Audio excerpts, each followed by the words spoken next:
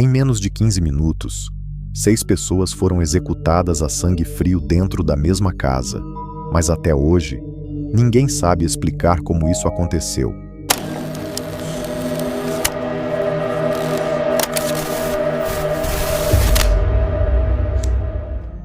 Amityville, Nova York, um bairro tranquilo, uma família de classe média, uma casa com fachada imponente e um segredo que se espalharia pelo mundo.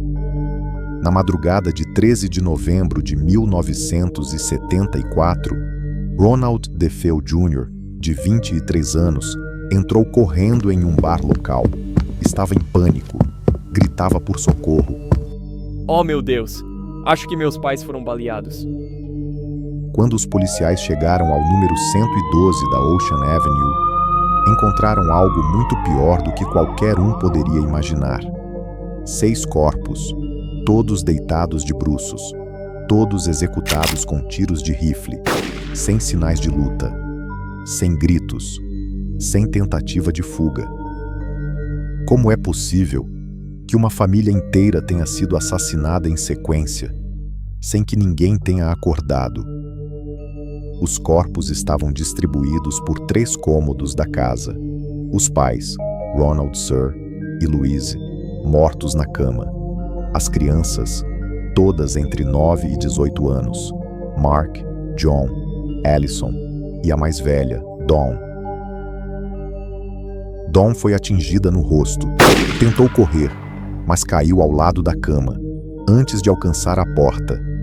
Uma execução, fria, metódica, sem misericórdia.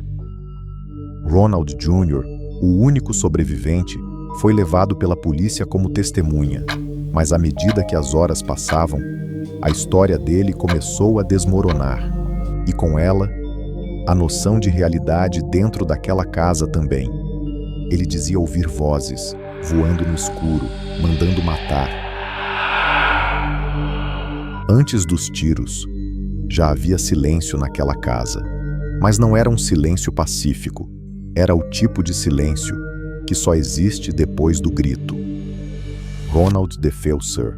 era o chefe da família, religioso, controlador, violento. Bastava um olhar torto para que as paredes tremessem. Os filhos tinham medo e Louise já não sorria como antes. Ronald Jr. cresceu entre gritos e sussurros. Começou a usar heroína cedo. Tinha crises de fúria, falava sozinho e, por várias vezes, ameaçou o próprio pai com uma arma. A casa da Ocean Avenue era bonita por fora, mas por dentro era um campo minado.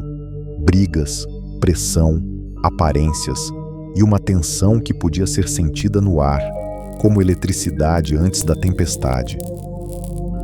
Dias antes do massacre, Ronald Jr. forjou um roubo no trabalho. Mentiu, disse ter sido assaltado, mas o pai descobriu. A vergonha foi pública, a fúria privada.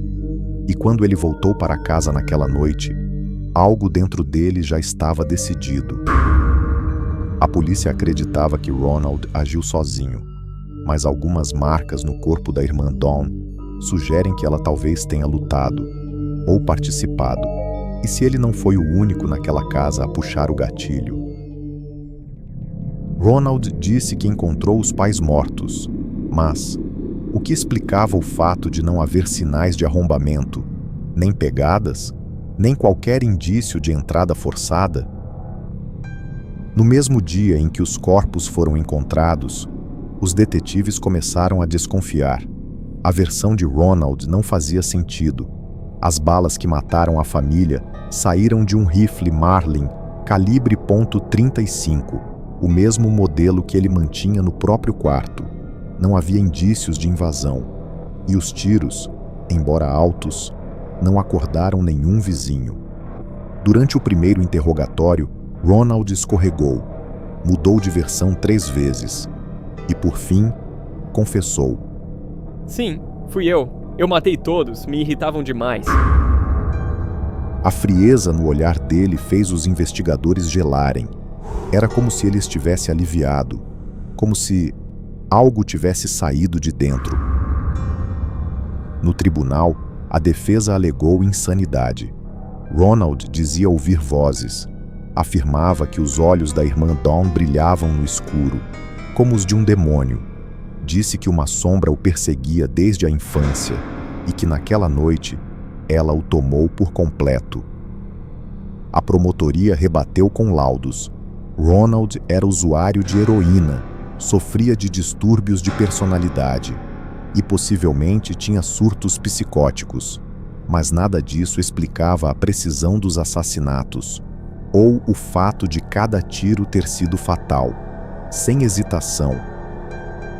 No fim, o júri declarou Ronald culpado por 6 homicídios em segundo grau. O réu é considerado culpado por cada uma das 6 mortes. A pena: 6 sentenças consecutivas de prisão perpétua, sem possibilidade de liberdade condicional. Mas algo naquela história nunca fechou completamente. Se foi ele quem matou, então por que tantos investigadores, jornalistas e até jurados saíram de lá com a mesma sensação, a de que havia algo errado naquela casa, algo que não estava nos autos? Era para ser um novo começo, uma casa espaçosa, um casamento recente, 3 filhos animados. Mas em menos de uma semana, George Lutz não conseguia mais dormir. Em dezembro de 1975, pouco mais de um ano após os assassinatos, a casa da Ocean Avenue foi colocada à venda. O preço era abaixo do mercado, a estrutura estava impecável e o corretor foi direto. Sim, houve um crime aqui, mas a energia da casa é ótima. George e Katie Lutz visitaram o local à tarde. Sentiram o ar frio, o ambiente silencioso, mas nada fora do normal. Nada que parecesse perigoso. 3 dias depois, assinaram o contrato. Mudaram-se com os filhos, Daniel, Christopher e Missy. Trouxeram móveis, animais, plantas. Começava ali o que deveria ser apenas mais uma vida comum no subúrbio americano. Ninguém falava sobre isso, mas todos estavam começando a sentir. George acordava toda noite às 3h15, sempre com suor frio, sempre com a sensação de que havia algo no andar de baixo. Mas quando descia, tudo estava no lugar, silêncio total. Kate sentia calafrios repentinos. Dizia que certas áreas da casa cheiravam a ferro queimado. O cachorro latia para um ponto fixo no corredor. E a pequena Missy começou a conversar com alguém que dizia morar no quarto dela. O nome dela é Jody. Ela é um porco, mas tem olhos de gente. Se você comprasse uma casa onde 6 pessoas foram assassinadas, você contaria aos seus filhos? Ou deixaria o passado trancado no porão, torcendo para que ele nunca subisse as escadas? Kate começou a se afastar da própria família. Dizia ouvir vozes enquanto lavava a louça. George mal comia, mal falava. Passava horas olhando fixo para a lareira, como se esperasse algo sair de lá. As crianças também mudaram. Daniel chorava sem motivo. Christopher se trancava no banheiro. Missy ria sozinha, mesmo no escuro. No 7º dia, George acordou às 3h15 da manhã. Pela 4ª vez. Ele ouviu algo e desceu as escadas. Mas o que viu naquela madrugada, ele nunca contou a ninguém. Kate acordou gritando. A cruz no quarto estava de cabeça para baixo. George dizia ter visto olhos vermelhos na janela. O tempo já não parecia linear. Na 2ª semana, os fenômenos começaram a se intensificar. Portas batiam sozinhas, risos abafados ecoavam entre as paredes e manchas negras surgiam no teto, como se algo estivesse apodrecendo de dentro para fora. George perdeu completamente o apetite. Emagreceu 12 quilos em menos de um mês. Dormia durante o dia, vagava pela casa à noite, como um animal à espreita. Missy dizia que Jodie agora falava com ela por meio do espelho e que, às vezes, a janela se abria sozinha para deixá-la entrar. Ela não gosta da mamãe. Disse que vai levar o papai embora. A casa parecia respirar e observar, mas ninguém sabia o que ela estava esperando. O clima ficou insuportável. As crianças gritavam de madrugada, objetos voavam, perfumes invadiam os cômodos e desapareciam segundos depois. Kate afirmava ter sido tocada por mãos invisíveis. George encontrou pegadas de lama dentro do quarto e o corpo de Kate levitando. Ninguém sabe ao certo o que aconteceu na noite final, mas ao amanhecer, os Lutz fugiram deixando tudo para trás: roupas, pratos, documentos, até o cachorro. Foram para a casa de parentes e nunca mais voltaram, nem para buscar os móveis, nem para tentar entender o que tinha acontecido. Se não havia nada ali, por que ninguém conseguiu voltar? Porque até hoje, tudo naquela casa ficou como estava em 1975, como se o tempo tivesse congelado. Alguns dias antes, um padre foi enviado para abençoar a casa. Ele saiu de lá doente, cegado por algo que, segundo ele, não era deste mundo. Você venderia a pior experiência da sua vida se alguém te oferecesse um bom contrato editorial? Em 1977, apenas 2 anos após os Lutz abandonarem a casa, o livro The Amityville Horror foi lançado.